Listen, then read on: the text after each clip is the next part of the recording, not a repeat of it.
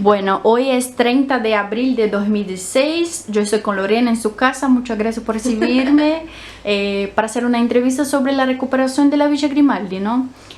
¿Podrías empezar presentándote, diciendo cómo te involucras en todo eso? Bueno, mi nombre es Lorena Sandoval Campo. En el año 89 yo vivía en Peñalolén. Peñalolén es la comuna donde está ubicada la Villa Grimaldi. Y yo ahí participaba, llevaba hace rato participando en organizaciones sociales por el tema de la dictadura, digamos, para que se fuera el dictador. Y en ese andar conocimos distintos grupos, organizaciones, y entre esas, en particular conocí a gente vinculada a un partido que era el Movimiento de Izquierda Revolucionaria, ¿ya? Y en el barrio donde yo vivía constituimos una organización pequeña, como un comité de derechos humanos que se llamaba Patricio Sobarzo. Porque Patricio Sobarzo fue un ejecutado político en dictadura, un profesor que lo mataron muy cerca de donde yo vivía, ¿ya? Y además ese profesor hizo clase en un colegio frente a la casa donde yo vivía, en Peñalolén. Entonces una forma de rescatar esa memoria, nosotros como colectivo, como grupo, que éramos como unas 10 personas, digamos, éramos todos jóvenes, ahí 18, 19, 20 años, quisimos rescatar este personaje, digamos, nombrándonos a nosotros mismos como Comité por los Derechos Humanos Patricio Sobarzo, ¿ya? Y empezó un grupo que eran más grandes, digamos, a hacer acciones en torno a la Villa Grimaldi. Empezaron a difundir que este era un sitio clandestino, que en su momento había sido usado por la dictadura y que lo querían demoler el espacio. Entonces empezó a armar una red de apoyo al sitio para visibilizarlo y que no se destruyera, ¿ya? Porque ahí había la CNI, que era un tipo el dueño de ese sitio, de manera bastante dudosa, digamos, ilegal, se apropió de este espacio y se lo vendió a una constructora para que hicieran casas, ¿ya? Entonces empiezan a hacer acciones para visibilizar el lugar. En ese momento tú ya hacías parte de este colectivo de vecinos. Sí, de hecho nosotros comenzamos a hacer acciones, ya estaba conformada lo que se llamó la coordinadora, la Asamblea Permanente de Derechos, la Coordinadora Permanente de Derechos Humanos, Distrito 24, no me acuerdo bien. Asamblea Permanente del Distrito 24, Peñalolén, La Reina. La Reina, sí, Asamblea Permanente, claro. Es que el concepto de asamblea se usa como más ahora, se perdió un rato en los años 90 aquí en Chile, digamos, en términos políticos, pero en esa época, claro, Asamblea Permanente de Derechos Humanos, Distrito 24, que es la comuna de Peñalolén, y la comuna de La Reina. Distrito 24 porque es la circunscripción en la cual hay que votar, digamos, para elegir diputados y senadores, y que recién se estaba instalando la recuperación, entre comillas, de la democracia en este país. Entonces la forma de identificar el sector era a través de decir Peñalolén, La Reina, ya, Distrito 24. ¿Ya? Tú eras muy joven en la época, ¿no? Sí. ¿Cómo te involucras? ¿Qué te motivaba? Porque, como yo te decía, o sea, yo participaba en distintos grupos, digamos, de mujeres, bueno, yo creo que asumí una conciencia de clase, digamos, en cierto momento de mi vida, digamos, que yo, hija de un obrero, entonces asumí que desde esa condición yo no podía ser alguien pasiva si tenía ahí un dictador, ¿ya? Y empecé a militar en la Juventud Rebelde Miguel Enríquez, que pertenecía al MIR, digamos, era la Juventud del MIR, y ahí me empecé a vincular con ciertas personas, y esas personas, algunas de esas personas, como es el Dante Donoso, fueron miristas ellos, ¿ya? Y ahí yo los conocí también por otros temas, que eran temáticas juveniles, movimientos pobladores, con otras temáticas. Entonces, toda esa actividad política y social de movimientos de organizaciones juveniles y movimientos pobladores ocurría en Peñalolén. Entonces, todo lo que ocurría en términos sociales y políticos, uno estaba conectado y comunicado. Entonces, en este momento estamos haciendo una actividad de recuperación por el sitio de Villa Grimaldi, ex cuartel Terranova, entonces íbamos todos para allá, nos apoyábamos, ¿ya? Entonces nosotros, como habíamos constituido este tema de derechos humanos, empezamos a hacer acciones donde vivíamos en torno al tema de derechos humanos y nos empezamos a vincular más a la historia de la villa. Encontramos que no podíamos estar ausentes de eso, no podíamos, porque era una historia que era visibilizar lo que había ocurrido en dictadura y había que mostrarlo, ¿ya? Entonces hacer marchas afuera, hacer actividades donde autogestionadas absolutamente, o sea, desde el lienzo, la pintura para hacer el lienzo, haciendo lo mismo que se hacía en dictadura, pero con un objetivo bastante más claro, que era visibilizar, digamos, estos horrores de la dictadura. Así se entendía en ese momento, ¿ah? Y ahí te encontráis con distinta gente, distintas edades, distintas como pensamientos, más cristianos algunos y todo. Yo escuché a alguien decir que hubo una denuncia de un vecino del barrio. Sí, de hecho había una vecina que ella falleció, que era la Eliana, ella vivía alrededor de la villa, ¿ya? No me acuerdo el apellido de la Eliana, pero la Eliana era parte de ese grupo que hace la denuncia, digamos, de que están destruyendo, que hay maquinarias para borrar la historia, ¿ya? Y transformar eso en un conjunto habitacional de casas, como lo que ocurrió en el cuartel Simón Bolívar, que costó mucho después identificarlo. O sea, hoy día se puso una placa hace menos de un mes atrás, a principios de abril, que es un cuartel que también sirvió como centro de detención, porque hoy día recién se asumió como tal, ¿ya? Pero al asumirse como tal, ya hay casa, hay gente que vive ahí, ya no hay ningún vestigio de la historia. Solo una placa conmemorativa, un memorial que hicieron con el Ministerio del Programa de Derechos Humanos del Ministerio del Interior. Lorena, ¿y esta vecina tenía algún involucramiento con familiares? No me acuerdo la historia de la Eliana, porque la Eliana, después que se recupera la villa, ella asume un rol bien importante, porque bueno, la villa, cuando se comienza logra articular distintas gentes, o sea, desde gente religiosa, expresos, pobladores, ya, diputados. Ahí se logra visibilizar también porque se involucra mucho una diputada que falleció, que fue la Laura Rodríguez, ¿ya? Ella asume muy bien la causa, digamos, por decirlo así, y la logra representar, porque justo cuando está este periodo, aquí en los 89-90, digamos, aquí hay un cambio político en este país que tiene que ver con que se va el dictador y llega el nuevo gobierno democrático. Y al llegar a este gobierno democrático se eligieron nuevamente, se abrió el Congreso y ahí llegan diputados, y entre esas llegó ella, esta diputada. Y ella logra visibilizar, era casi vocera del movimiento, digamos, ¿ya? ¿Cómo? Casi vocera, digamos, era la cara visible, la que estaba en la prensa. Entonces, eso permite que se detenga y que el ministerio la compre, digamos, el Estado lo asuma como tal, ¿eh? Porque efectivamente cuando imagínate, estás llegando y te encuentras con una situación así, pero tampoco había una política desarrollada de memoria ni de recuperación de sitios. Hasta el día de hoy no existe, menos en ese momento. Pero, a ver, 89, los vecinos hacen una denuncia, sí, que el lugar fue vendido ilegalmente, ¿no?, para hacer un conjunto habitacional, y ahí vosotros ya empieza un trabajo, ¿no?, de luchar por la recuperación.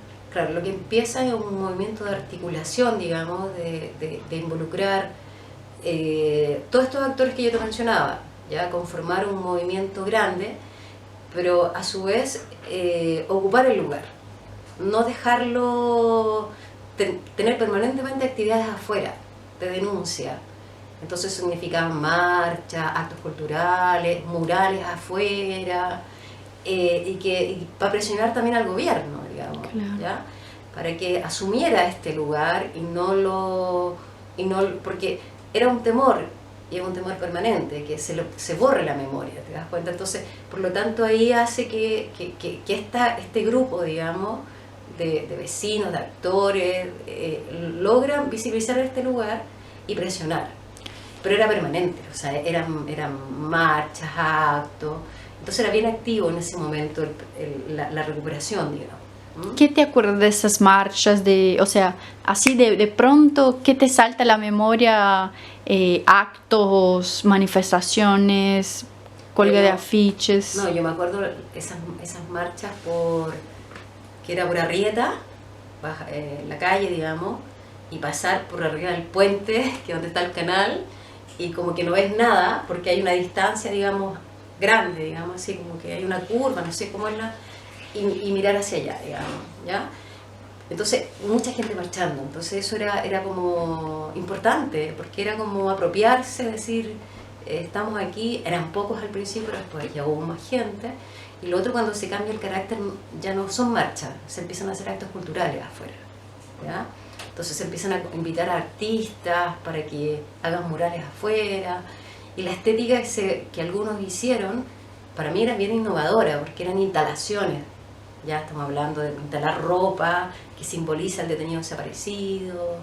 Entonces eso encontré que era bien creativo todo, era bien como, tenía harto movimiento, no era como la declaración y esperar que la diputada hablara, no, era como, era todo, eran todos los frentes, era la denuncia, la declaración y el acto, digamos, y la marcha. Y en ese momento ya tenía distintos actores sociales, ¿verdad? O sea, sí, los tuvo desde un principio. Yo creo que eso es importante porque se logró permear a la comunidad local. Eso es importante, yo creo que ese es el valor que tiene, por eso cuando la recuperación es de la comunidad. No es el Estado el que dice ya, no, es la comunidad la que presiona para recuperar esto. Y para mí ese es el valor que tiene. Entonces cuando a ti te hablan de la villa, es como decir, nosotros fuimos parte de eso, o sea, lo que está ahí es porque le pusimos fuerza, digamos, para que exista.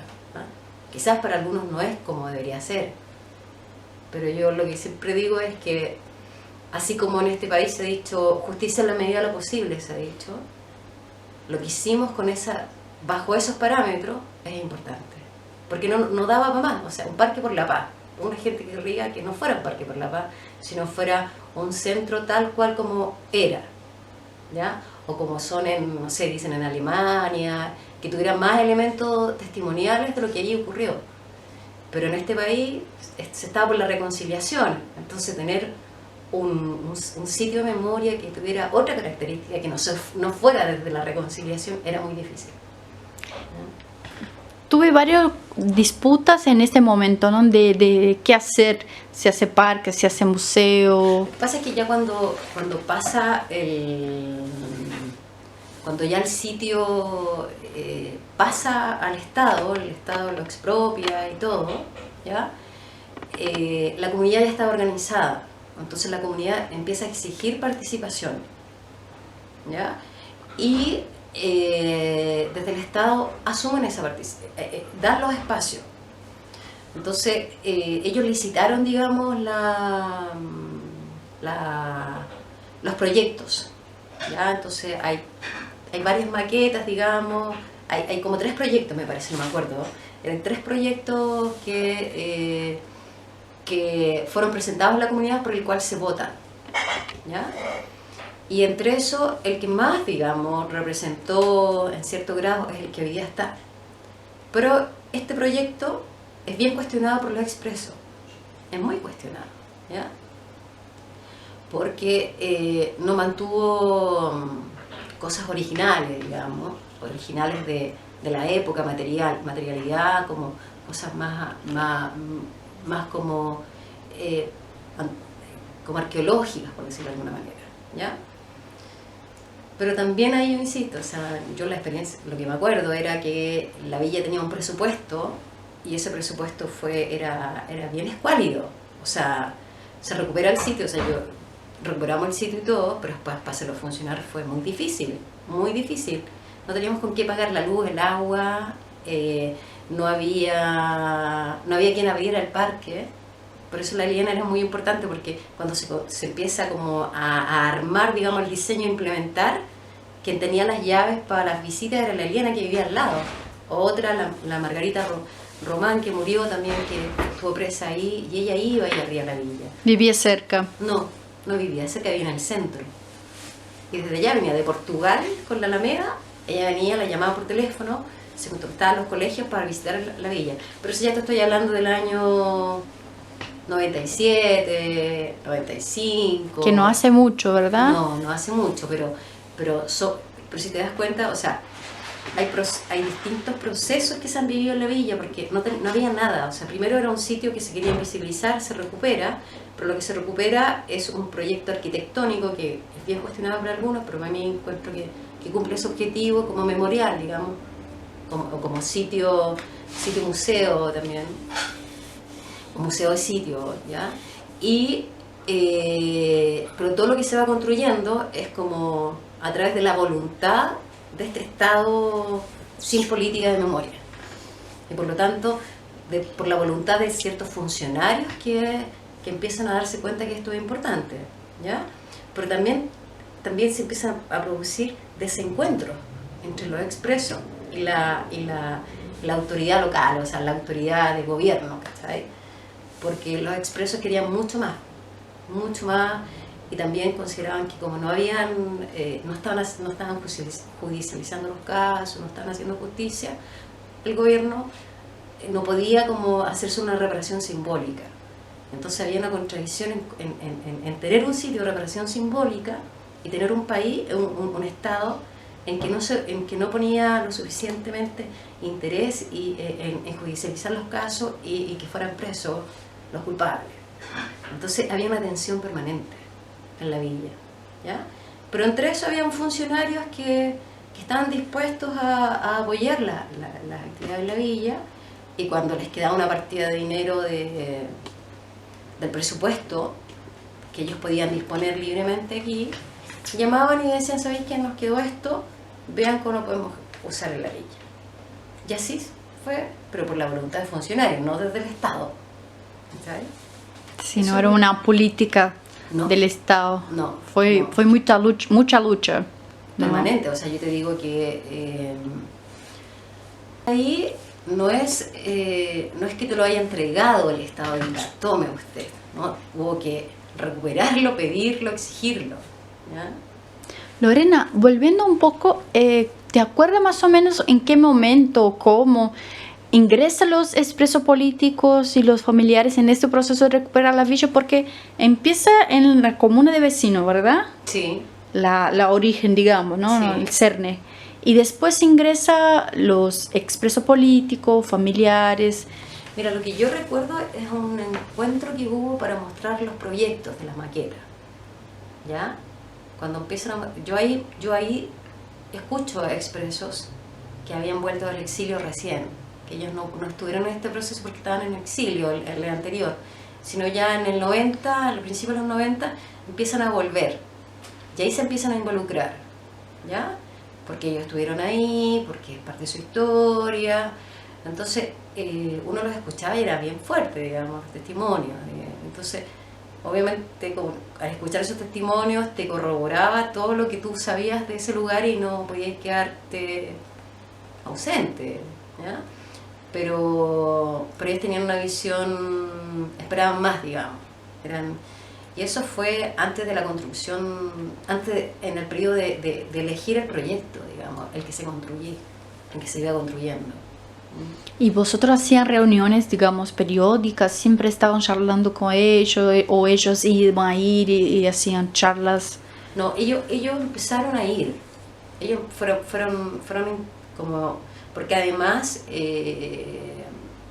para poder mejorar el proyecto que se aprueba, los arquitectos que elaboran este proyecto empiezan a invitarlos a conocer más testimonios, digamos, para poder ser más preciso de lo que se iba a construir, principalmente del recorrido, ya esto de la fuente, o sea, claro, de donde están estos bebederos con la rosa y el camino de entrada y todo eso. Entonces, para poder que tuviera como estuvieran bien puestos los objetos, los arquitectos empiezan a invitarlos y a vincularse con ellos a medida que van volviendo, ¿ya?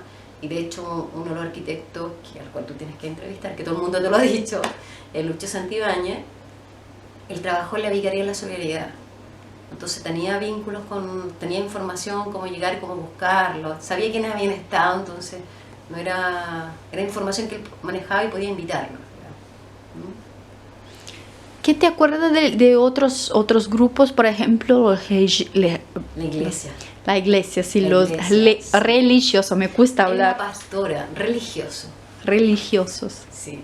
Hay una pastora que Ana parece, la Cristina, la arquitecta, no me acuerdo cómo se llama ella. Ella era, bueno, y lo otro es que eso se refleja en el proyecto arquitectónico también. El Lucho es bien cristiano, tiene todo ese concepto de reconciliación.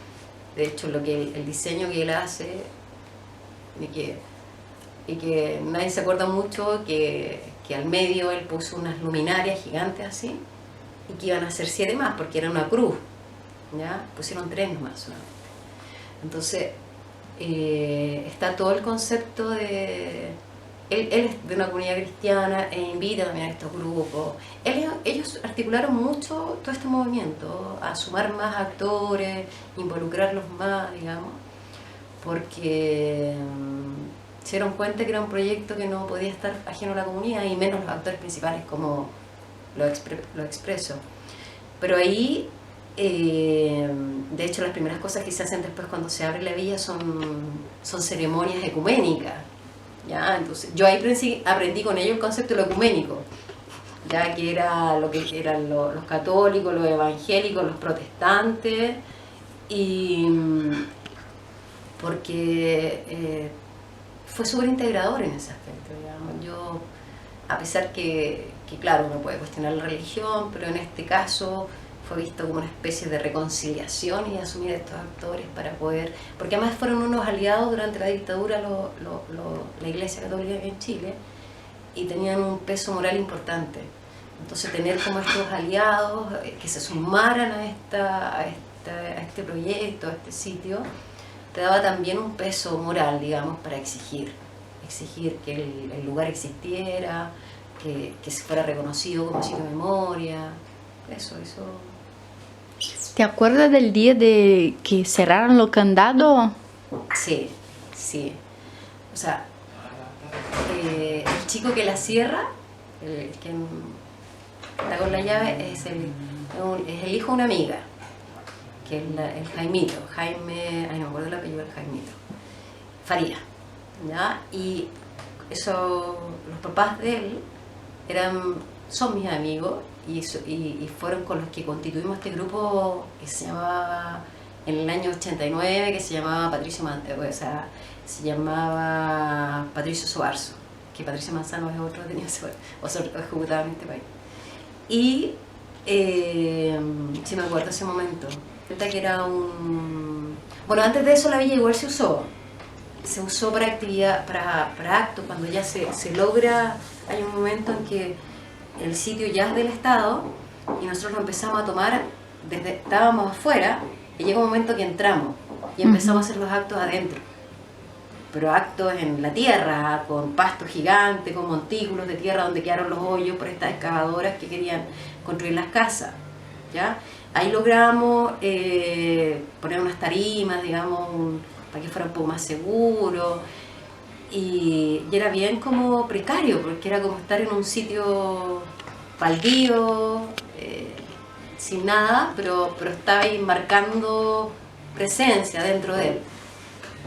Claro, eso duró hasta que después lo cerraron para la construcción del parque. Hubo un momento en que estuvo cerrado después, no me acuerdo cuánto rato ahí, y después se abre, digamos, para la inauguración, ¿ya? Y es bien emotiva la inauguración porque la gente llegó mucho. Hay mucha emoción en entrar a un sitio que era usado como centro de tortura, y haberlo recuperado y entrar, como reconocer la historia en el fondo. Creo que eso simboliza, había mucho llanto, digamos, había como no podías estar alegre porque claro, la recuperaste, pero recuperaste una parte de la historia dolorosa, triste, de violación a los derechos humanos. Esto sí existía. Y mucha gente. Mucha gente. Y bueno, y los expresos que no lograron, hasta el día de hoy hay expresos que recién están yendo. ¿ya? Pero también tuvo una cosa bien emotiva y festiva, digamos, bien alegre. O sea, esto de los niños que abren, el niño que además que se le entrega después el candado al Pepe Aldunate, eso es... Todo eso es simbólico, es muy simbólico para este baile. Y se cumplieron, fue como un rito. Yo creo que eso simboliza mucho. Creo que al haber entrado con niños, haber entrado por la puerta, por esa puerta donde entraban, después haberla cerrado para que nunca más, fue un rito importante. Sí. A ver, la participación de familiares, porque se habla mucho de expreso político, que se juntaron ahí sobrevivientes que estuvieron en la villa, pero ¿y familiares de víctimas? ¿Te acuerdas de alguien que estuve ahí, que hice parte de las charlas? No, no me acuerdo de familiares, no me acuerdo. Yo ya me empiezo a acordar de los familiares cuando el sitio se abrió, cuando se abre el lugar y los familiares comienzan a usar el sitio para conmemorar la fecha de desaparición, ¿ya? Ahí me empiezo a acordar de ellos. Yo no sé si estaban antes, pero me acuerdo claramente como protagonistas después de que entramos al parque, Casa La Villa. ¿Y otros vecinos que participaron de ese proceso? ¿Quién te ocurre así de memoria? O sea, lo que yo te Hablaste de Dante. Es lo que yo te comentaba antes, o sea, la María Angélica Llanes, esta historiadora que ella vivía a 2 cuadras vivía porque ahora está fuera de Santiago, y que ella estaba casada con Carlos Gómez, que también te han hablado de él, ya ella es mi pareja. Estos amigos que yo te nombro, mi hermana también tuvimos ahí, ya mi hermano, el Dante Donoso, la Coral Pei, la pareja en ese momento, la Coral, que era el Flyman, no sé cómo, tiene otro nombre, ¿ya? Y el Vladimir, ese era hijo de un familiar, tienes razón. Vladimir Guayquinir. Sí, él es hijo de un familiar de ahí. Él estaba el Vladimir. ¿Lo entrevistaste, no? Sí. Sí, él estaba. ¿Y vosotros tenían un lugar para se encontrar? O sea, en la comuna, en los vecinos, o cómo era? ¿Cómo vosotros se encontraban para hablar sobre la recuperación? El proceso de recuperación, durante el proceso de recuperación, era de distinto lado, porque ya de cuando empiezan como estos actores, como la iglesia, en las iglesias, digamos. De hecho, me acuerdo que fue una reunión en una iglesia pentecostal, así, ¿ya? Lo otro también era... ¿Dónde más era? No me acuerdo de otro.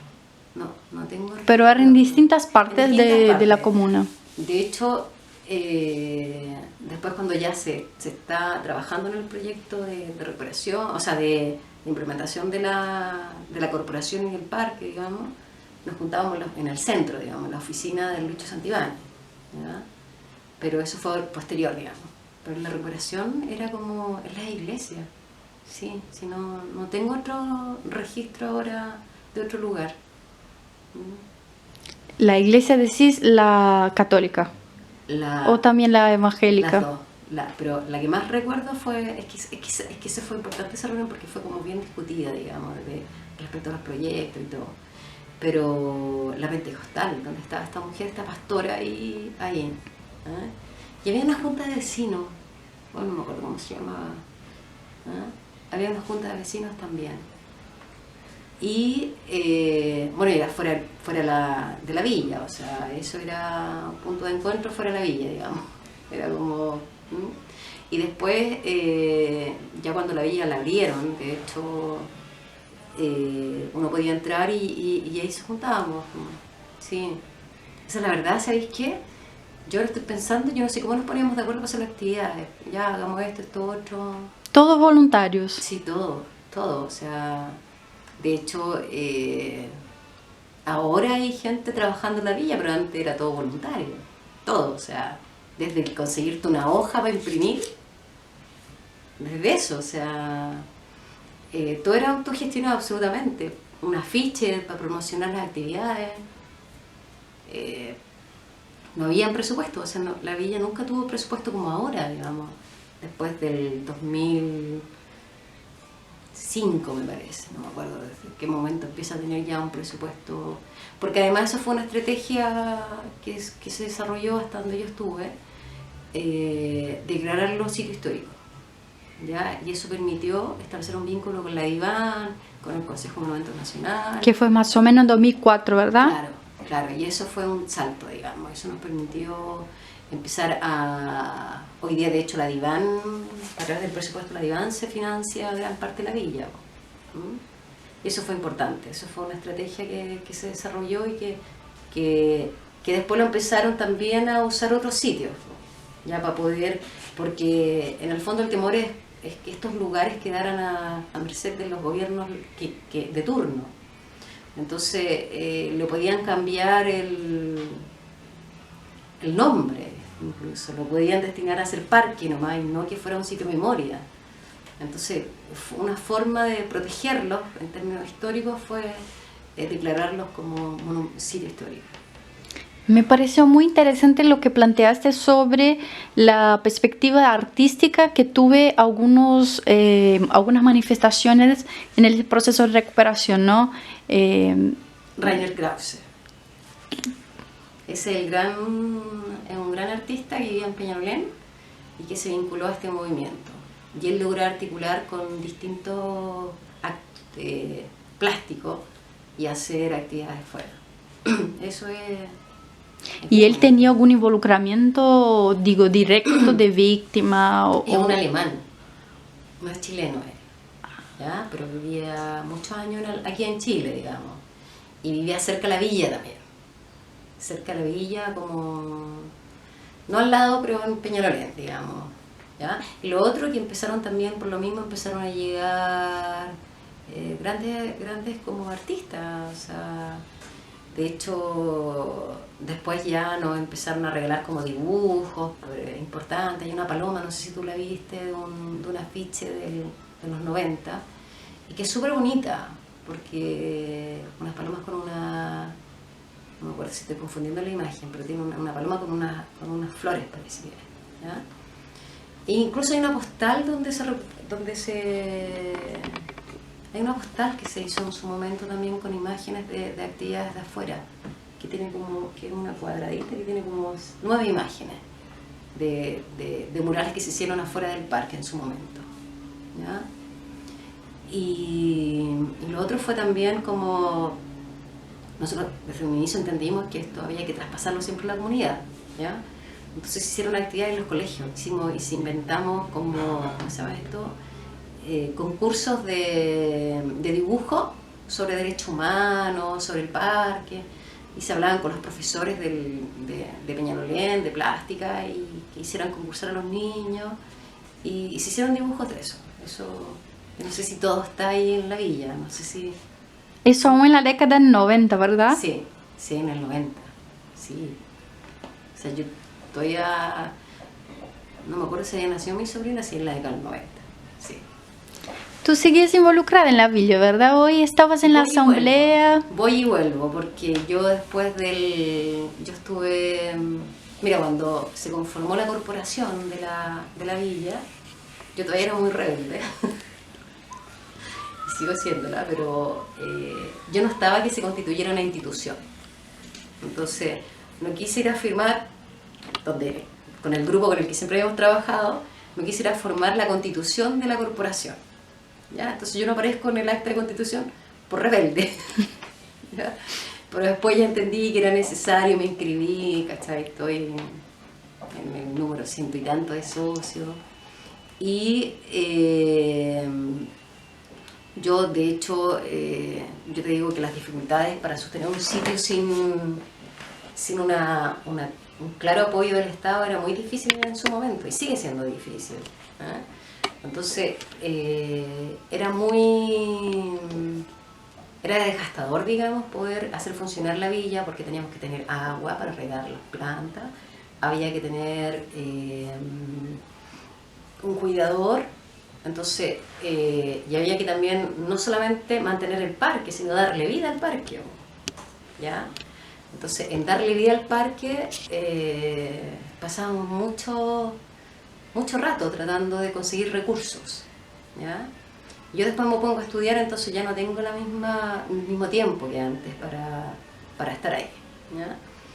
Y además, también esto mira, te contaron, en el año 97, sí, en el 97 fue, no me acuerdo, cuando se inauguró el muro de los nombres, ¿ya? 97 parece que fue, pero el de atrás, el de metal. El primero. No, el segundo, el último, Sí, el de atrás. sí. Ahí,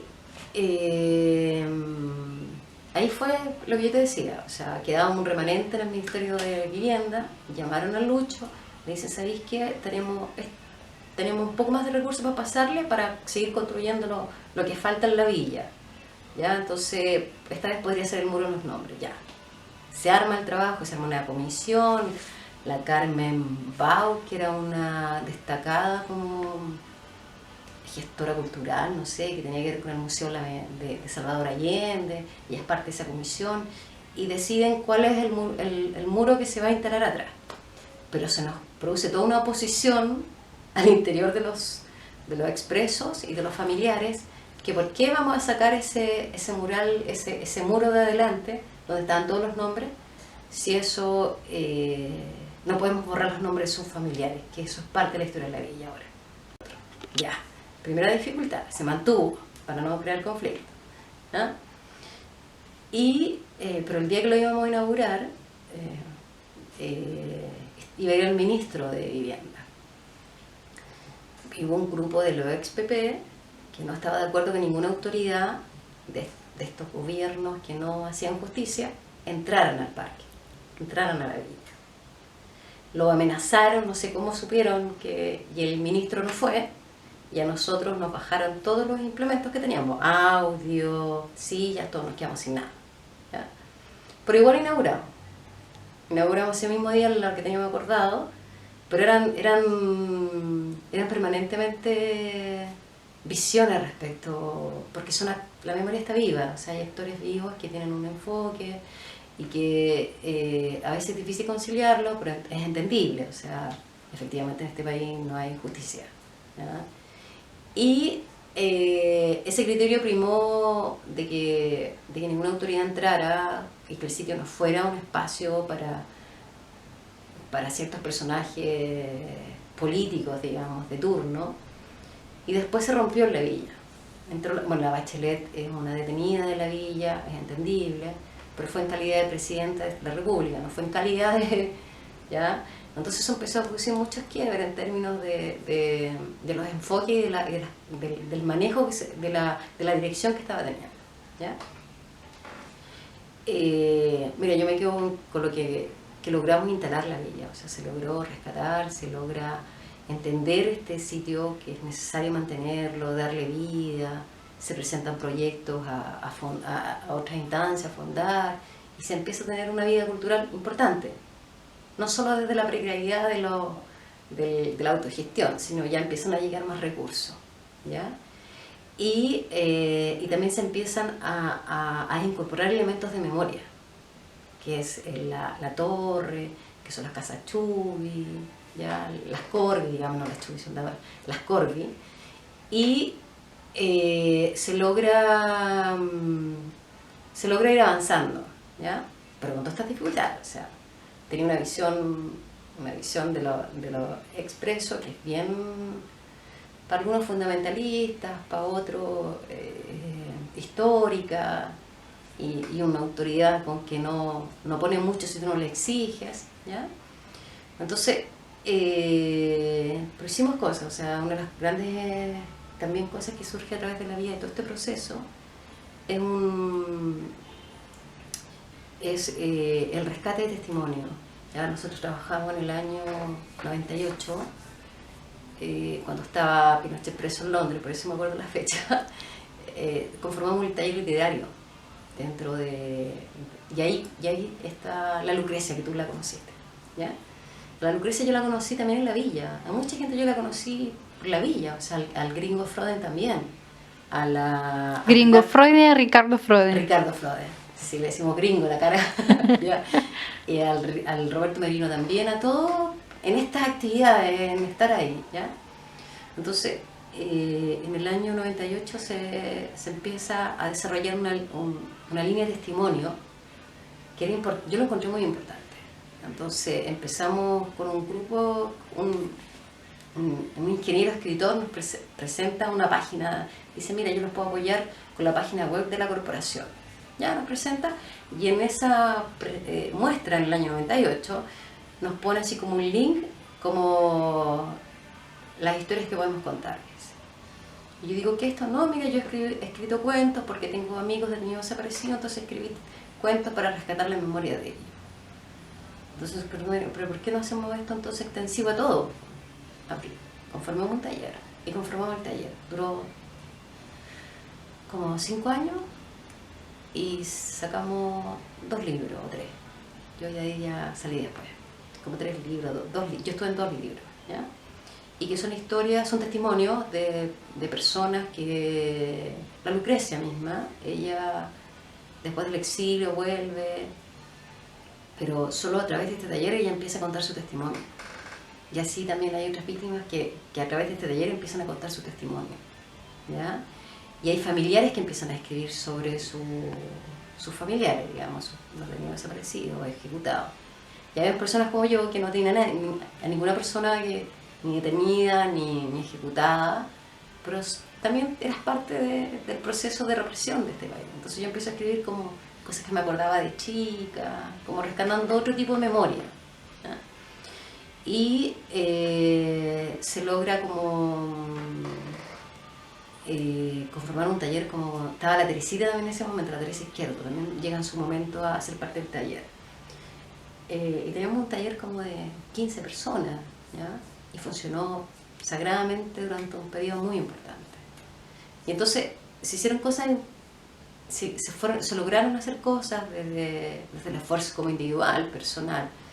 Pero ya llega un momento en que tú te cansás y hacías otras cosas, tu vida toma otro ritmo, así, ya está más constituido, ¿ya? Y asumen otras las personas la dirección, y tú te empezás a dar cuenta que hay conflictos entre medio de personas y todo. Yo me retiré. Pero ese mismo periodo, cuando teníamos este taller, nos pidieron apoyo para recuperar el sitio de José Domingo Cañas, aquí, el otro. Estábamos en una sesión en la casa de la Angélica Llanes, que yo te digo, y nos dicen, mira, me llamó unas amigas de Ñuñoa que quieren recuperar la casa, el José Domingo Cañas, quieren que las apoyemos. Entonces nosotros, como taller literario y como Villa Grimaldi, nos trasladamos acá a hacer acciones, en la calle también, a hacer actividades culturales, ¿ya? Y ahí yo voy y vengo ahora, entre la villa y la Casa de Memoria. Pero seguiste una militancia de recuperar, en derechos humanos, recuperar sí, sitios, ¿no? Sí. Y de hecho, otra de las cosas que también ahí me involucré en el año 2004 también, cuando yo empecé a dejar la villa, fue un colectivo que se llama Colectivo G. Carnegme, ¿ya? Y que G. Carnegme fue un dirigente del MIR, muerto asesinado el 4 de septiembre de 1989. O sea, 10 años después del plebiscito, un mes después, o antes del plebiscito, no, fue antes del plebiscito, lo matan, ¿ya? Pero lo matan, es más, meses antes de que termine la dictadura. Lo matan, ¿ya? En una calle. Yo lo conocía a él, Álvaro fue muy amigo de él también, y la generación mía lo conocía mucho como dirigente. Y empezamos a hacer actividades de recuperación de la memoria. Hicimos un mural gigante ahí en Bulnes, que todavía con mosaico, y todavía está vinculado al tema de derechos humanos. De hecho, desde el taller literario donde estuvimos, una de las que falleció, ella, la Pachi, la María Paz García Huidobro Braga, familia, coterránea tuya por ahí, ella inició una campaña contra la Esmeralda, ¿ya? Contra el buque Esmeralda, que es un barco aquí en Chile muy significativo, simbólico para la formación de cadetes y todo, pero donde se torturó, ¿ya? Entonces el buque Esmeralda todos los años sale con sus cadetes y es como la dama blanca, le dicen, entonces porque anda en todos lados. Pero nadie había hablado públicamente de que ahí se había torturado. Entonces desde este taller, con la campaña que iniciamos, empezamos a involucrar a Amnistía Internacional y todo, y se hace la denuncia respecto a para que fuera a los lugares que llegara fuera repudiado. Porque además en ese buque matan a un sacerdote, ¿ya? O sea, civiles también fueron detenidos ahí. Sí, pues, sí. Entonces, siempre yo al menos en particular he estado vinculada a temas de derechos humanos, así que desde ese momento.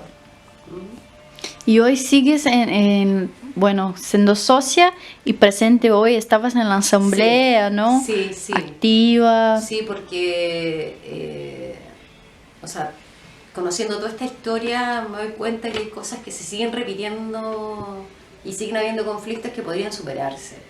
Para mí, el tema de la participación yo creo que es un elemento necesario para poder tener a los distintos actores que están ahí involucrados, digamos, y porque además es súper, mira, una de las cosas que más sentida que tienen los expresos, es que se sienten ajenos a un sitio donde ellos estuvieron. Y eso a mí me da mucha lata, porque lo que siempre se buscó es que el sitio, todo el mundo lo sintiera como una parte de uno, digamos, y sobre todo de tu historia, y que se permanezca ahí. Pero cuando te sientes como expulsado de ese sitio porque tus opiniones no son escuchadas, porque no eres consultado, porque hay un directorio que no tiene la capacidad de entender eso, me da mucha lata. Y vuelvo. ¿Y qué te parece hoy? Bueno, vosotros pasaron como 10 años luchando por la recuperación del lugar, ¿no? Para que fuera un sitio de memoria, y finalmente fue el primer de América Latina, ¿no? Y sigues ahí haciendo modificaciones, cambios, recibiendo personas. ¿Qué te parece hoy todo que es Villa Grimaldi? No, importante. No, yo encuentro que es necesario, que es muy... Villa Grimaldi, para mí es el lugar que logra materializar en su inicio, digamos, la violación a los derechos humanos en este país. Entonces, aquel que diga que no existieron, mira, hay este lugar, anda, hay testimonio, está esto. Después surge el Museo de la Memoria, ¿ya? Años después. Pero la villa está ahí, o sea, es algo que no... Imagínate, esto mismo... A ver, hay un protocolo para instalar placas, digamos, conmemorativas de los familiares. Porque llegó un momento en que todo el mundo quería colocar una placa en la villa, digamos, y es entendible, ¿ya? Pero no hay tanto espacio. No hay tanto espacio, entonces hay que empezar a como a normar, y ahí se empiezan a producir los conflictos y todo. Pero es una historia que tiene que ser permanentemente contada. O sea, y todo lo que uno escucha es impresionante. O sea, lo otro es eso, o sea, también hay un desgaste. Yo encuentro que a mí me pasaba, o sea, yo cuando me metía a investigar para escribir y conocer los testimonios, porque testimonios de gente que está viva, ¿ya? O sea, ahora esos testimonios de la vicaría no están de acceso público, pero en el año 90 sí, entonces yo iba y los revisaba, ¿ya? Entonces podía leer declaraciones de que habían hecho judicialmente lo expreso, para dar testimonio de que ahí esa persona sí pasó, entonces estuvo detenida en ese espacio. Entonces igual he sido como testimonios profundos, o sea, yo en particular leí un testimonio de una persona que yo quiero mucho, que la conocí ahí mismo en la villa, pero que yo sé que fue violada, pero ella nunca lo ha contado, ¿ya? Entonces encontrarse con esas historias son algo, te agotan también, o sea, porque decís, pero ahora recién hace 2 años, hace 5 años atrás, no me acuerdo cuántos años, se puso una querella por violencia, por abuso sexual a las detenidas. Está recién asumiéndose el tema, ¿ya? Judicializando el tema, para buscar. Pero además en este país la tortura no está tipificada, está ratificada, pero no tipificada, ¿ya? Entonces, por lo tanto, comprobar, claro, está la Comisión Balich, hay toda una investigación sobre tortura, pero no hay condenados por tortura. Entonces igual que existe este tipo de lugares, te lo demuestra. Y ahí están los testimonios, el archivo oral es muy importante. Cualquier elemento, imagínate esto, el rosal, con los nombres de las mujeres detenidas, desaparecidas, embarazadas, ¿ya? Eso surge, ¿sabes qué? Bien curioso, ¿eh? Porque nosotros, como estamos con este taller literario, el rosal, hay una historia de una presa que se murió el año pasado ya, la Mónica Hermosilla. Ella cuenta que cuando estaba presa, ella le decía la Edith Piaf chilena, porque ella cantaba, ella nació en Bélgica, su papá chileno, se vino acá a los 7 años, estudió en la Alianza Francesa y hablaba perfectamente francés, entonces, y cantaba. Entonces cuando ella estaba detenida, les cantaba a las presas y las animaba, ¿ya? Y todas cuentan en los testimonios, digamos, cuando iban pasando por detenidas como hacia la piscina, hacia la parte de la cocina, sentían olor a rosas, ¿ya? Y escuchaban a la Mónica cantar. Entonces eso se plasmó en un cuento y empezamos ahí a rescatarlo, y alguien dijo, ya, hagamos un rosal para las embarazadas, si este era el camino a las rosas, instalemos nuevamente las rosas aquí, ¿ya? Entonces así se van recuperando como pedacitos de memoria de eso. Te voy a preguntar una cosa muy personal, me contesta si tienes ganas. ¿Tú tuviste contacto directo con esas personas sobrevivientes, historias, como dijiste, muy complejas, muy pesadas, muy sensibles, ¿no? Para uno y una, ¿no? ¿Tú como nueva generación te parece un carácter de deber, de memoria, de algo así? De contar ese tipo de hechos. A ver, yo creo que sí, o sea, claramente sí, porque el tema es cómo se cuenta, ¿ya? Porque efectivamente hay distinto público que llega a un sitio de memoria, ¿ya? O sea, me acuerdo también que había una investigación donde se hicieron unos dibujos que no son los que están ahí del Miguel Montesinos, sino otros, que eran sobre bocetos sobre tortura. Y era violento verlo igual, aunque fueran representaciones gráficas, era violento, ¿ya? Y cuando tú tienes niños que van al lugar, no es tan fácil, no es fácil el relato, ¿ya? Pero cuando tú eres adulto, sí, tú puedes procesarlo, pero ¿cómo le explicas a un niño la tortura? ¿Ya? Entonces, hay que contarlo, pero hay que saber cómo contarlo para el público que corresponde, digamos, en términos pedagógicos, metodológicos, ¿ya? Y de hecho, una de las críticas también que se hizo, ¿por qué se llamaba Parque por la Paz? Sino, ¿por qué no Centro de Tortura? ¿Ya? Y fue difícil esa discusión también, porque para algunos era resignificar un lugar, para otros era borrar la memoria del lugar, pero bueno, el momento político solo te permitía que se llamara Parque por la Paz. Por eso también después abajo decía ex centro de tortura, cuartel Terranova, y que fue cambiando durante el tiempo, digamos, ¿ya? Pero hay que contar las cosas, o sea, solo con esas salvedades para los públicos, como la muestras según el público que te toca. Bueno, ¿tiene alguna cosa que no te he preguntado y que quieres decir así para cerrar la entrevista? Yo creo que ha sido suficiente. Bueno, te agradezco mucho.